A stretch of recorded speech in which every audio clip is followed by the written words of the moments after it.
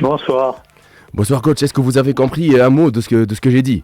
Alors, vous avez fait une petite erreur. Les juniors, en 2011, ils ont terminé Ah troisième. d'accord, donc tu as Médaille tout de bronze. compris en tunisien. Ah, ben, je comprends pas tout, mais je comprends quelques mots, oui. Ah d'accord, le nécessaire que tu as compris le sens de ce que je voulais dire. Absolument, oui, c'était très Alors, gentil. coach, on parle d'une grande carrière, tout d'abord comme joueur.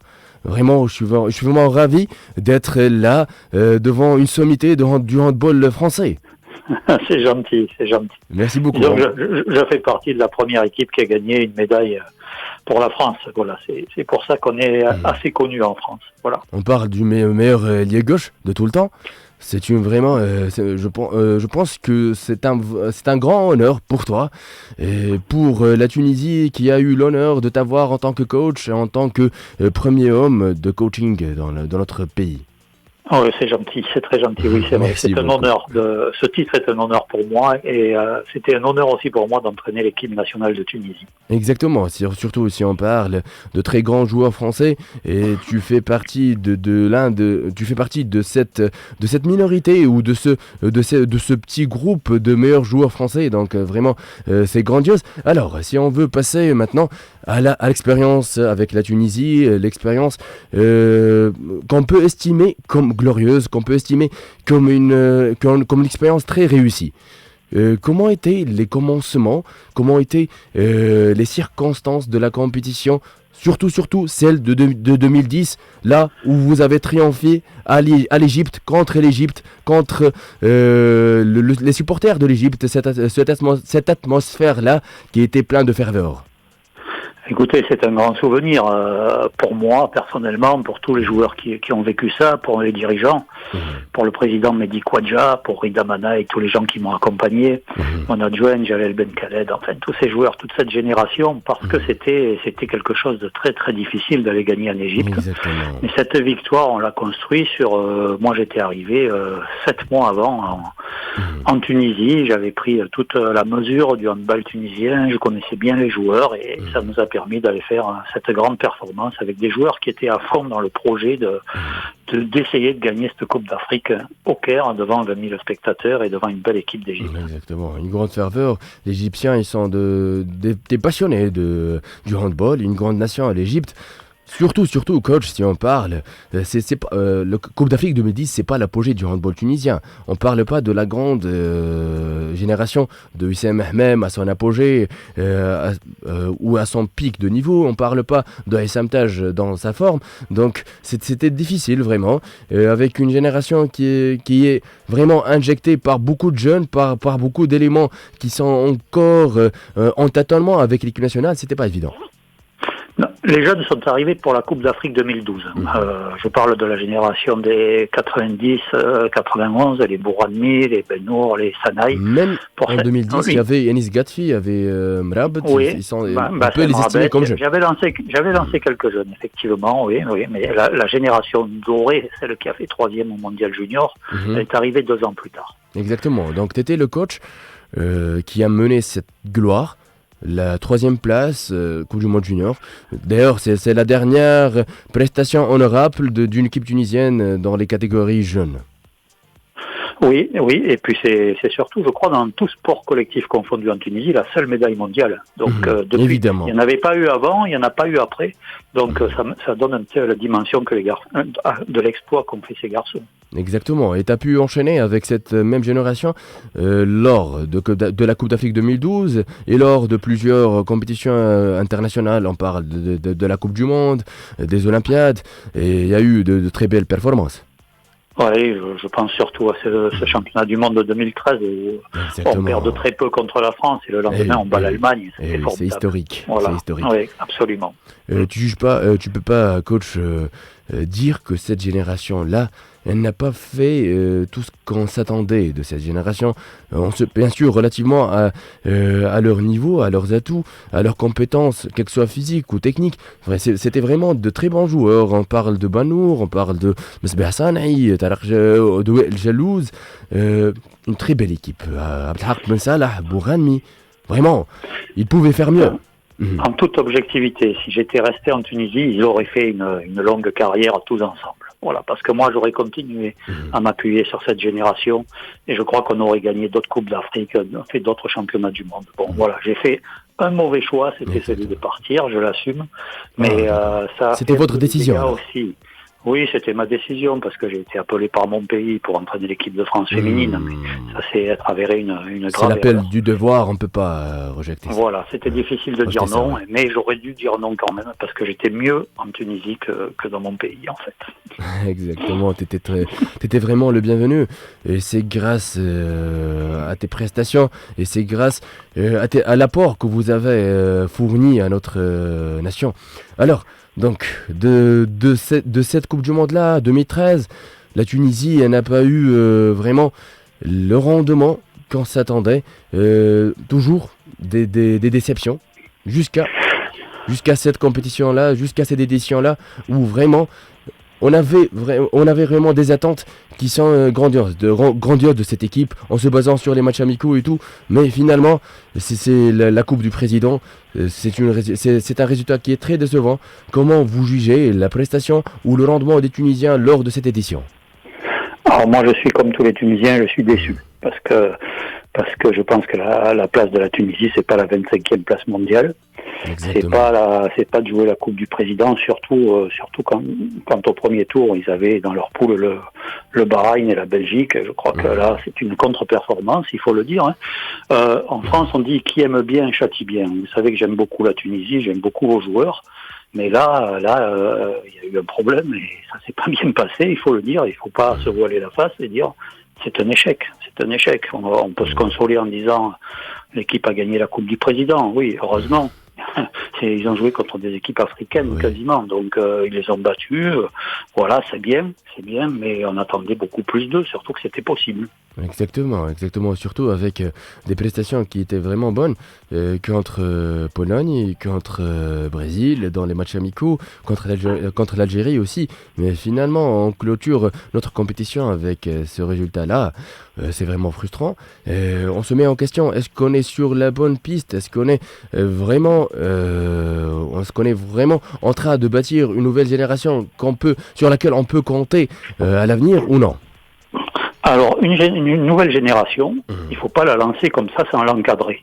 C'est-à-dire que moi, quand j'ai lancé les 90-91, par exemple au Mondial 2013, ils étaient 11 de cette génération-là, mais ils étaient accompagnés d'Issam Tej, de Marouane Magaïez, un gardien expérimenté.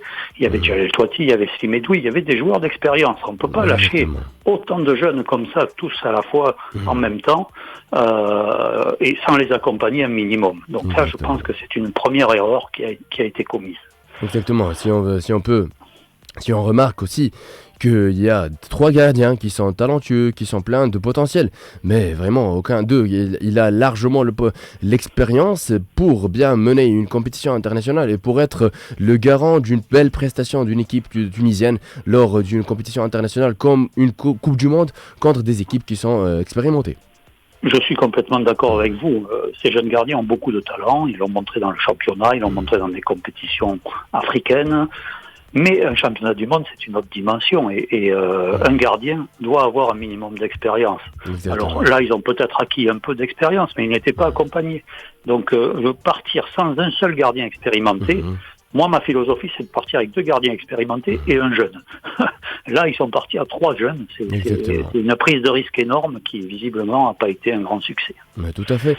En plus de ça, est-ce que vous partagez l'avis, coach, que même sur les postes défensifs, on n'était pas très bien fournis ? Moi, je pense déjà qu'il y a des joueurs qui auraient pu être là. Alors, à l'image je vais vous citer mon exemple. Quand je suis arrivé en 2009, Issam Tej et Makram Missaoui étaient sanctionnés et privés d'équipe nationale. Mon premier combat, ça a été de les réintégrer. Alors la fédération au début était réticente, pas trop d'accord, et puis ils étaient tous les deux avec nous en 2010 au Caire, parce qu'on a besoin, la Tunisie a besoin de ses meilleurs joueurs. Or, Là, quand je vois que des Mos Bassanaï, des Amin Benour, peut-être Marwan Chouiref, Oussama Hosni, je ne sais pas ce qui s'est passé, peu importe. Mais il faut poser le problème, au moins poser le problème pour se dire, est-ce qu'on les reprend ou est-ce qu'on les reprend pas? J'ai l'impression que le problème n'a même pas été posé, et c'est dommage que ces joueurs-là n'aient pas été là, Oussama Chaziri par exemple.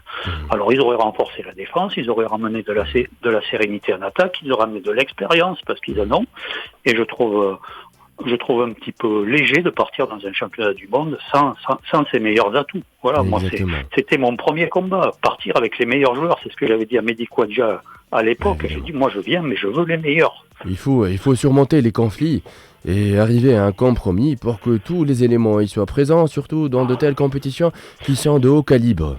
Vous savez, quand je suis arrivé en 2009, des garçons comme Mganem et Wissam Hammam, ils voulaient arrêter l'équipe nationale parce qu'ils étaient fatigués. Parce que moi, je me suis mis autour d'une table avec eux. Je leur ai vendu le projet d'aller aux Jeux Olympiques de Londres, d'essayer de gagner 2 Coupes d'Afrique entre-temps, de recréer une dynamique et tout. Et le lendemain, ils m'ont dit tous les deux, on est d'accord et on est parti.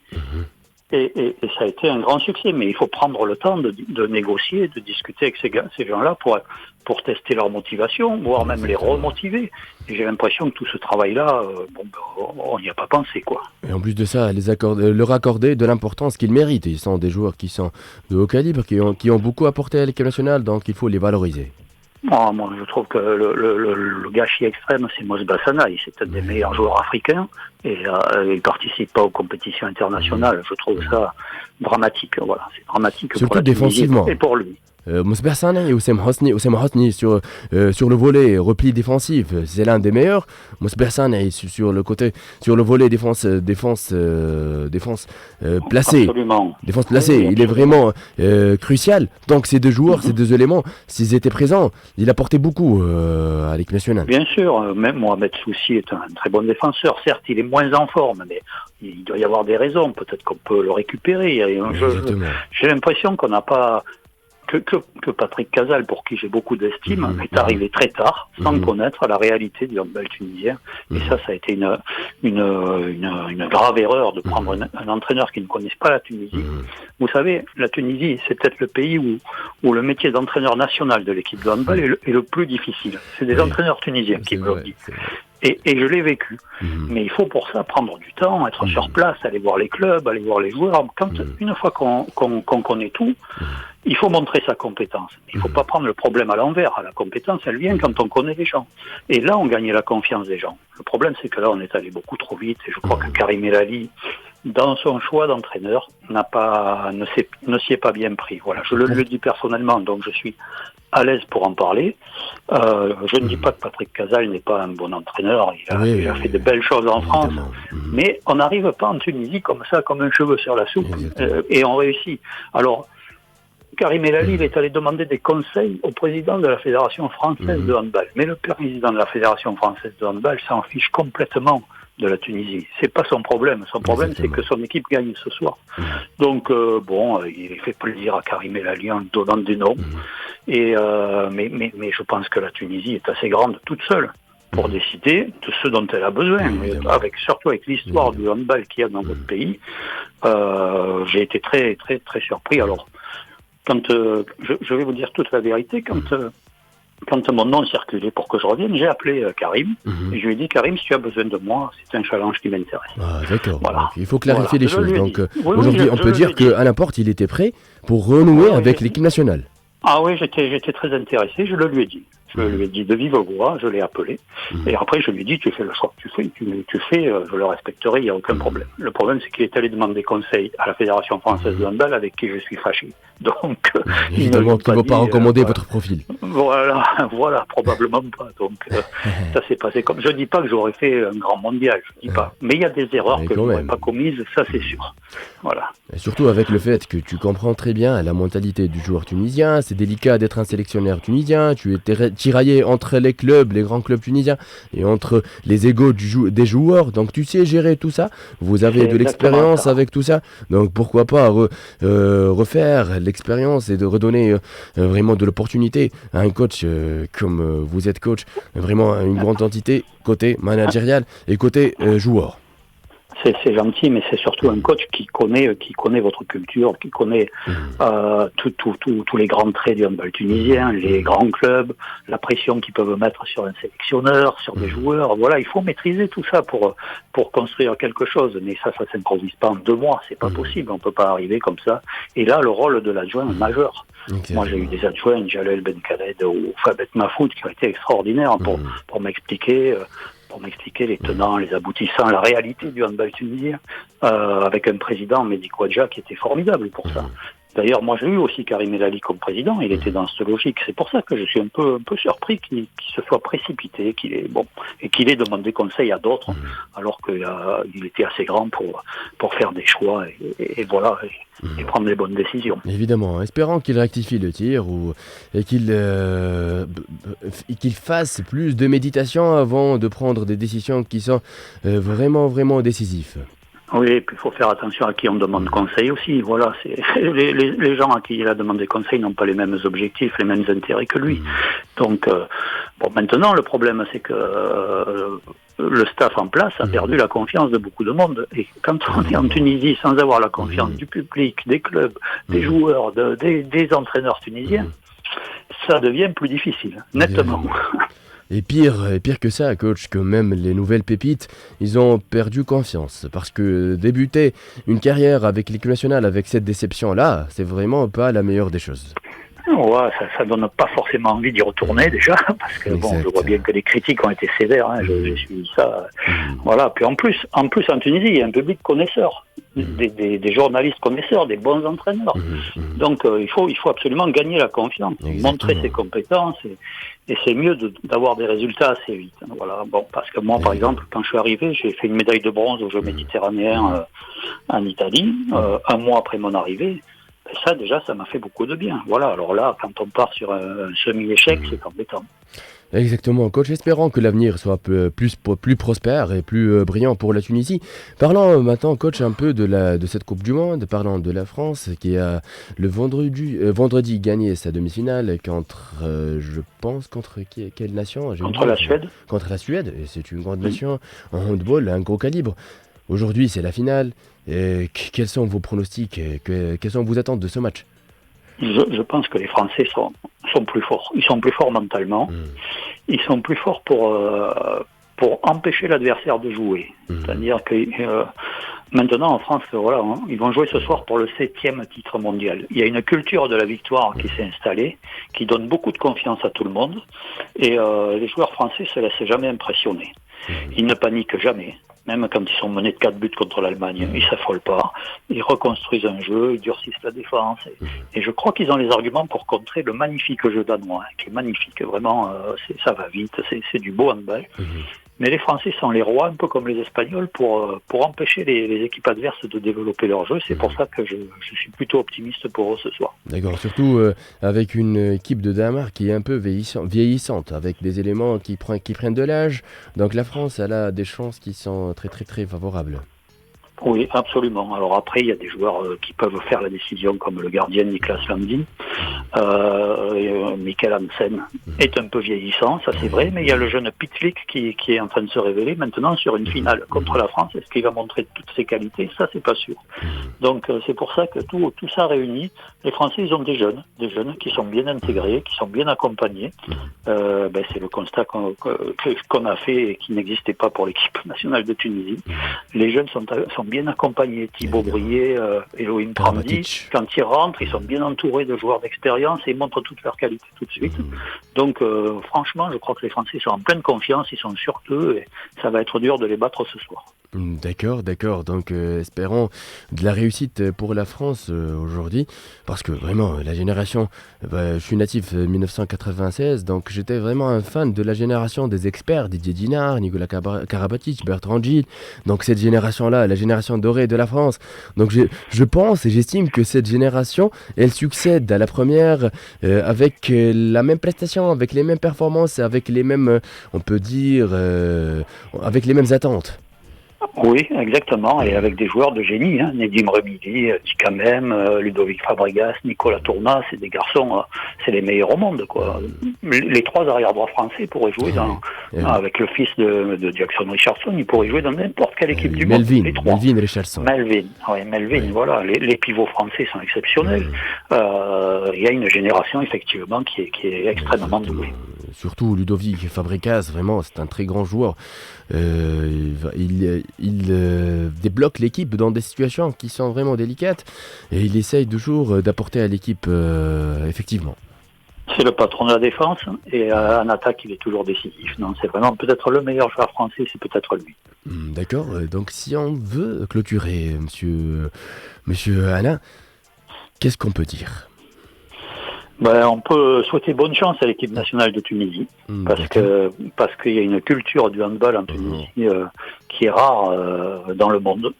Quand je vois les enfants jouer dans la rue, à Moknine ou dans le Sahel, là-bas, contre les murs, c'est quelque chose qui n'existe pas ailleurs, quasiment pas. Il y a une vraie passion, il y a des joueurs doués, et ça demande qu'à repartir. Voilà, ça fait trop longtemps que l'équipe est en échec, et il faut faire vraiment les bonnes analyses, trouver les bonnes personnes pour encadrer tous ces joueurs, et puis quelqu'un qui fasse l'unanimité, voilà, en qui on a confiance et en qui on dise allez vas-y on te suit. Ça part de là, parce qu'à la Tunisie les joueurs sont pas plus forts que les autres, il faut qu'il y ait une dynamique extrêmement positive pour qu'on regagne une Coupe d'Afrique, pourquoi pas dans 2 ans, parce que l'Égypte et dans le doute, je crois qu'elle va changer d'entraîneur. Tout est possible, très honnêtement, tout est possible, mais il faut faire les bons bilans et prendre des décisions qui sont importantes sur est-ce qu'on va rechercher des joueurs qui sont punis, comment on fait avec le staff actuel. Enfin, il faut prendre son temps et après prendre les bonnes décisions. D'accord, merci beaucoup, coach. Donc, d'ailleurs, on espère bien, on souhaite votre retour à l'équipe nationale ou une expérience, pourquoi pas, dans un club tunisien, parce que ça se voit que tu es attaché à la Tunisie, attaché à notre culture, attaché à ce que vous avez vécu en Tunisie. Ah, complètement. J'ai encore beaucoup d'amis en Tunisie qui viennent me rendre visite en France, mais j'ai toujours des liens très forts avec votre pays. Voilà, donc un grand vécu en Tunisie. Je me sens, très honnêtement, j'ai plus suivi l'équipe de Tunisie que l'équipe de France pendant ces championnats du monde. Avec un grand plaisir, coach. Donc tant que vous avez eu un grand vécu en Tunisie, vous avez eu plusieurs expériences en Tunisie. Donc tu maîtrises quelques mots du dialecte tunisien. Est-ce que vous pouvez citer quelques-unes? Mouch Barcha, mais un petit peu. Mouch Barcha, oui. Mais un petit peu quand même. D'accord. Yatik Sahara, l'équipe nationale. Merci beaucoup, coach. On était ravis par votre présence sur les ondes de Radio Med. Merci, très belle soirée. Merci pour votre invitation, bonne soirée. Merci beaucoup, merci, au revoir.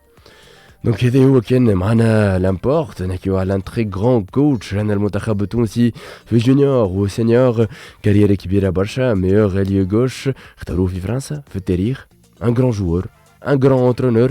هذه كانت نص ساعة الثانية، نص ساعة الأولى من الساعة